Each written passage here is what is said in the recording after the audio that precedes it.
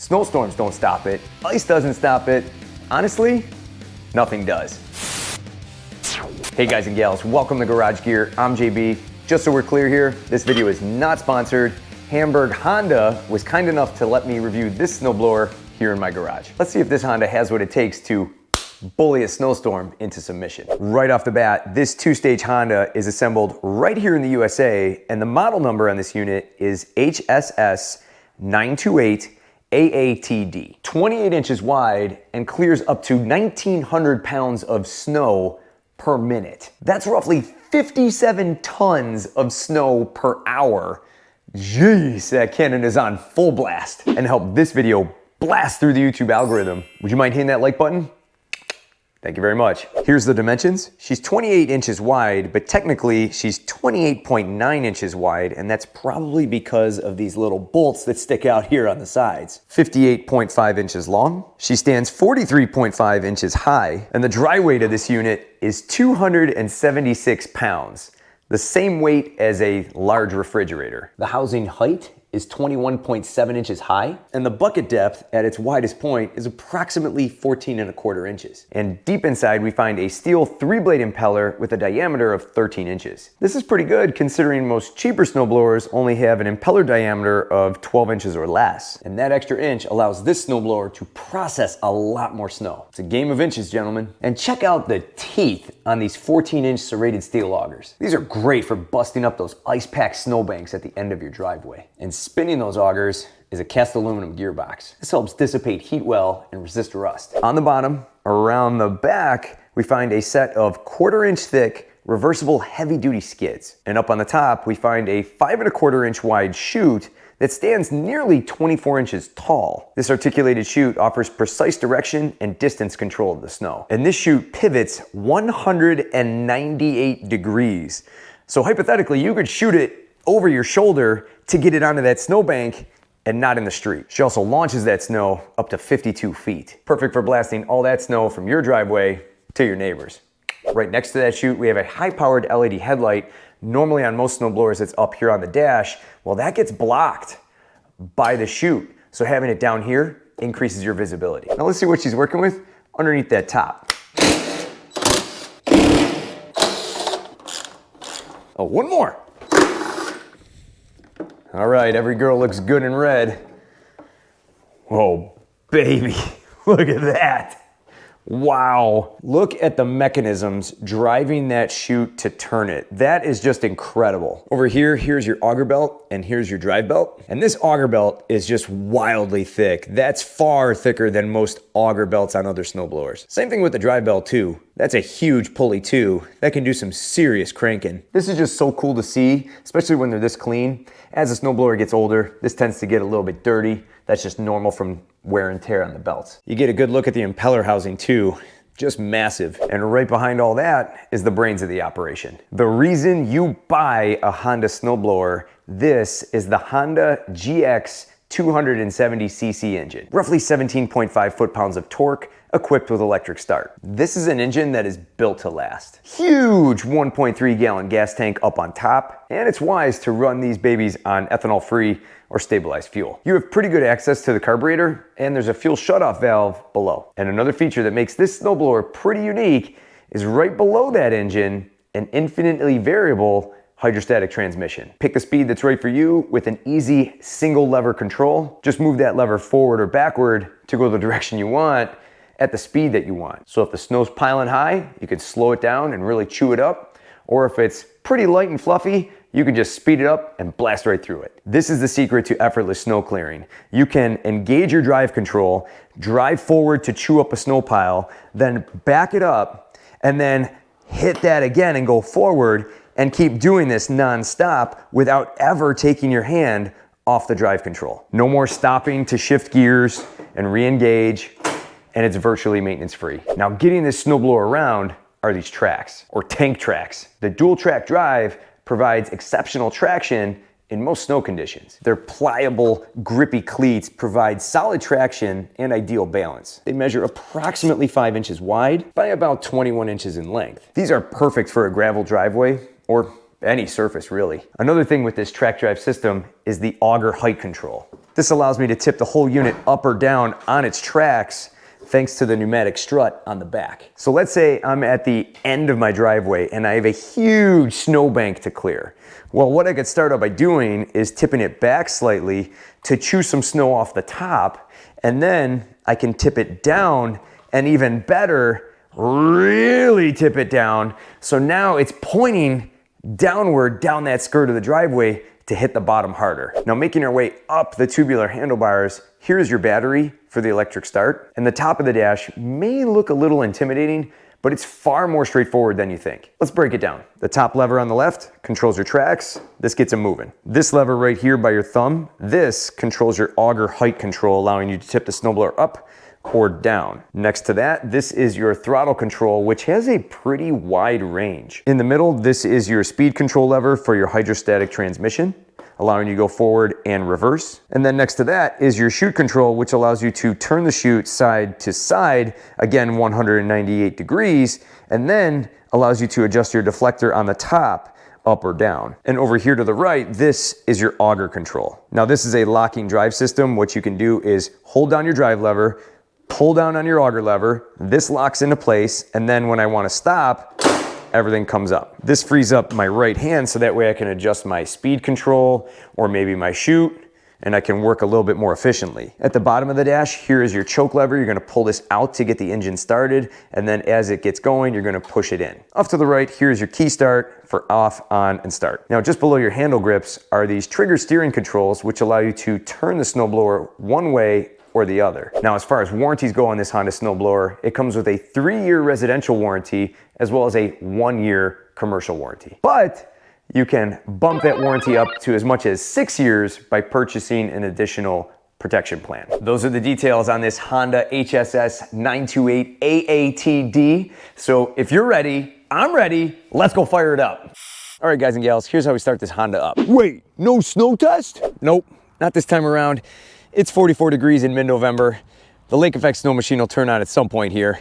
Let's get it started up, run it up and down the driveway a few times, and see how she does. Very simple to start these snowblowers up. We're gonna take our choke knob and pull that all the way out. Then from here, we're gonna take our throttle lever and push it all the way to fast. And then from here, all we gotta do is turn the key to the start position. That's it. And then from here, slowly push that choke back in. Done. Now what's really impressive is even on full throttle like it is right now, that is not a very loud machine. Now I started this snowblower with the electric start. It's got that massive battery, you might as well use that, right? But it is a good idea to use the recoil every once in a while to make sure those mechanisms in there are in proper working order. Over time things can kind of rust up, so you want to make sure that that recoil is moving freely. All right, let's get the augers going. That thing just sounds like a tank coming at you. Oh my goodness. Those augers are just ready to tear away at any snowbank. Now here's a look at the levels of the throttle. From here I'm gonna bring it down, nice and calm, and then I can ease it back on. Awesome. And then from here I got my chute control. You notice I can pivot it to the right, pivot it to the left, bring it back to center, and I don't have to push very hard. I can just use my thumb. And then from here I got my deflector going up and down. Pretty simple. Let's pivot it to the right so you can see it better, down, and all the way up. All right, what I'm gonna do now is drive it up and down the driveway a couple of times just to show you the variations in speed with this hydrostatic transmission. We're gonna give it a little bit of a go. This thing's got a little bit of a hop to it. Sometimes, there we go. Nice working speed here. This is pretty slow. I'm just dabbling into that forward speed here on the lever.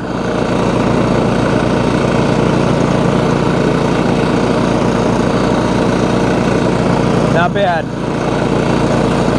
And then what's nice is I can just throw it into neutral and then from here start reversing back. That's pretty low on the lever right there. Pretty slow, but I can also bring it way back even further and I'm flying. Now we're in neutral again. We'll go a little faster this time. Here we go. This is why this is so efficient. You can just keep moving that lever back and forth, and I don't gotta take this hand off the clutch lever.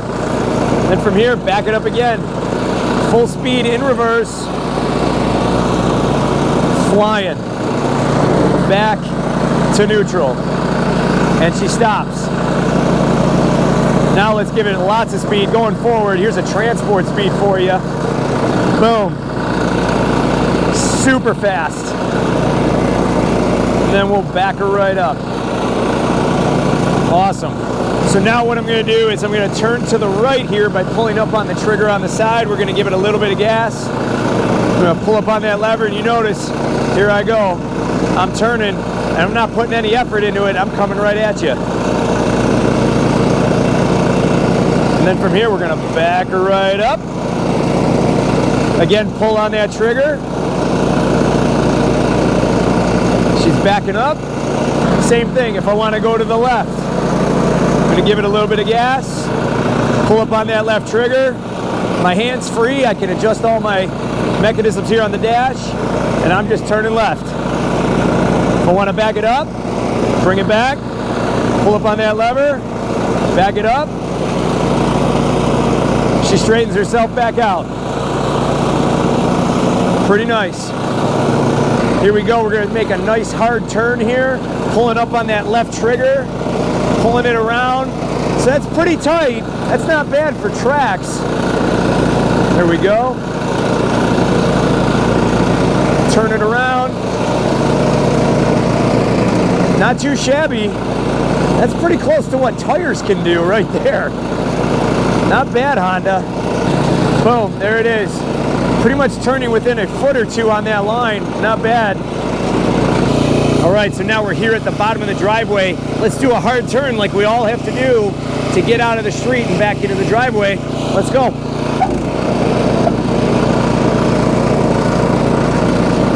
Boom. Turn that lever. Bring it back up. Let go of that trigger. Jeez. So now this is the spot where this Honda can really shine.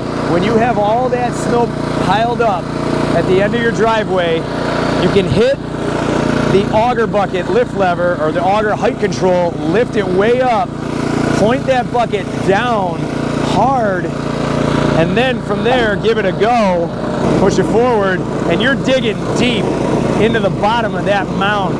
That's going to do great for clearing out the snow a little bit better. And again, this is why this snowblower is so efficient. If I want to attack that snowbank, I can drive forward, plow it out, back it off, bring it back, push it forward, attack it again, and there's zero gear shifting happening here.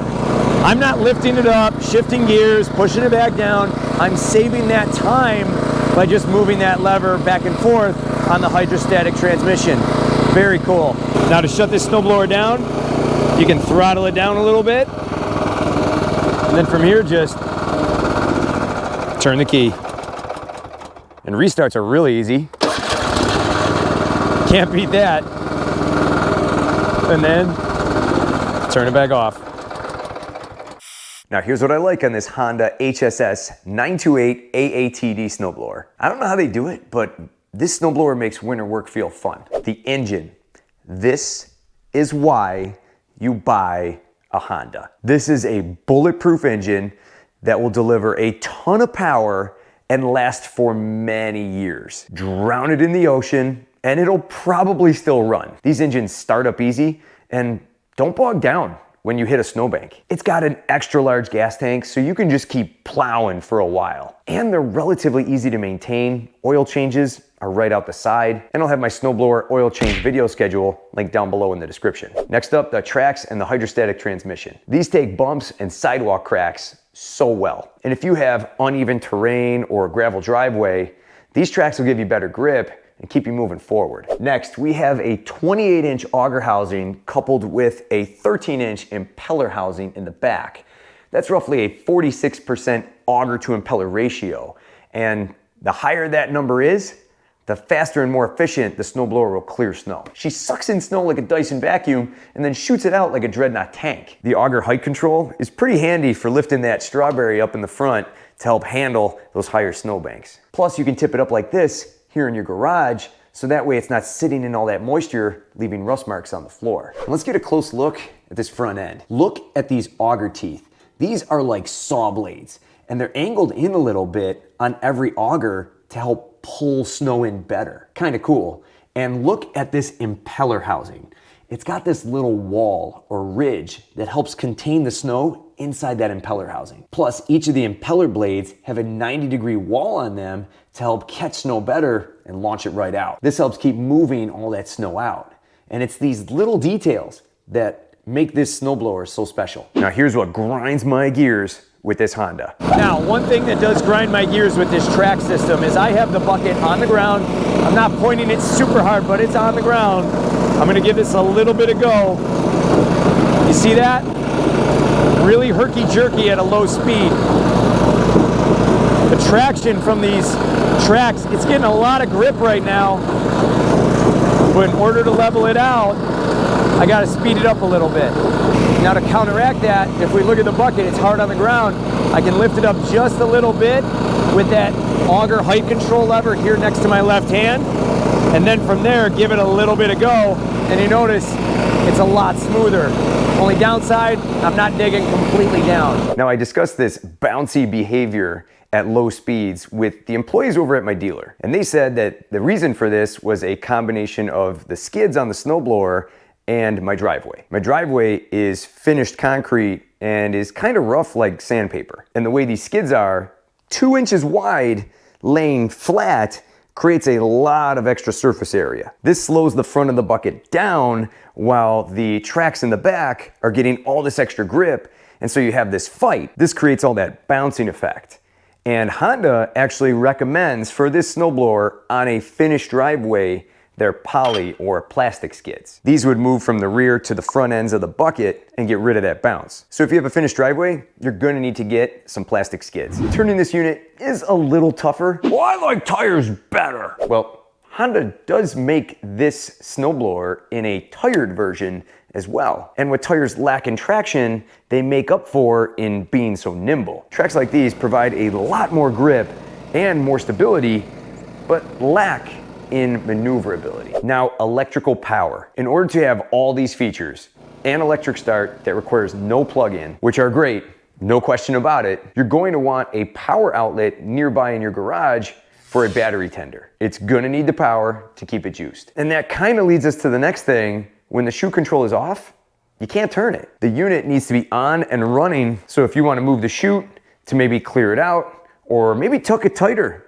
in your garage, the whole unit needs to be on. Next up, the plastic dash and the plastic controls. I would really like to see this dash made of metal, and the controls being made of plastic. Well, I've seen my fair share of snowblower parts break that were made of plastic. I think by making all these components out of metal would only add to this unit's overall durability. And no heated hand grips? Are you kidding me, Honda? How does this snowblower not have them? These snowblowers don't come cheap. And for the price that you pay, heated hand grips should just be mandatory. Honda, lean in. You need to get those on here. Now, here are a few things to keep in mind when purchasing a Honda snowblower. These snowblowers are wildly expensive. No question about it. And when you buy a Honda snowblower, this is a buy once, cry once kind of purchase. Cry into your receipt, not into a broken machine. These are the Ferraris of snowblowers, guys and gals. And you are buying one of the best built snowblowers on the market. And realistically, these are the types of snowblowers that you buy and you keep for 10, 20, 30 years and beyond. And when and if you ever consider selling this snowblower down the road, they hold some of the strongest resale values in the entire snowblower market. Now, I'm a big fan of supporting my local businesses, and I'm incredibly thankful that Hamburg Honda was kind enough to allow me to review this snowblower. And if you're in the Buffalo area and you're looking to pick up a Honda snowblower or any other Honda gear, be sure to pay them a visit and tell them JB sent you. And for a full look of their Honda snowblower lineup, check out my video, link down below. I'll have Hamburg Honda's contact info linked down below too. I'll also have my full snowblower rust proofing course linked down below. So when you do pick up that new Honda snowblower, you can make it last a lifetime. And to those that have purchased the course, thank you very much. If you want to be part of the tribe, subscribe, and for more cool garage gear content, click or tap the screen right here. Thanks so much for watching, and I'll see you in the garage.